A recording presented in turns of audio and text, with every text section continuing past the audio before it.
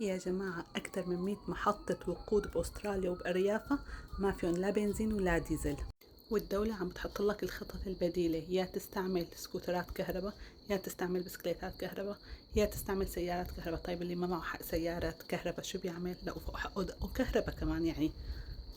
تاني خيار من الدولة انك تشتغل ببيتك اذا هذا الشي كان بينقدر عليه. طيب اذا انت شغلك مو مقدور انك تشتغل من البيت، انه انت كيف بدك تعيش؟ معقولة يقعدوك بالبيت ويعطوك الراتب؟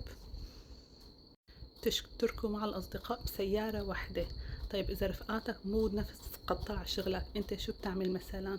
وأصلا هون ما حدا بيسأل على حدا، عايفين الطاس. إذا في وسائل نقل استعملوا وسائل النقل. طيب هلأ مثل أنا إذا مثلا بدي ساعتين ونص لوصل على الشغل، إنه أنا إيمت بدي أوصل ابني على المدرسة؟ بعدين من بيتي للمدرسة ما في مثلا وسائل نقل، أنا شو بعمل مثلا؟ واخر شي بيقولوا لكم يا ريت تخففوا مشاويركم شوي، على اساس احنا مشاويرنا وسهراتنا عم بتقتل بعض، دوبنا الشغل كول ويلوز قالدي. وانتو شو رايكم بهالامور؟ اكتبوا لي تحت بالتعليقات، بحبكم كتير. باي. يا ترى شو رح نعمل بعد شهر؟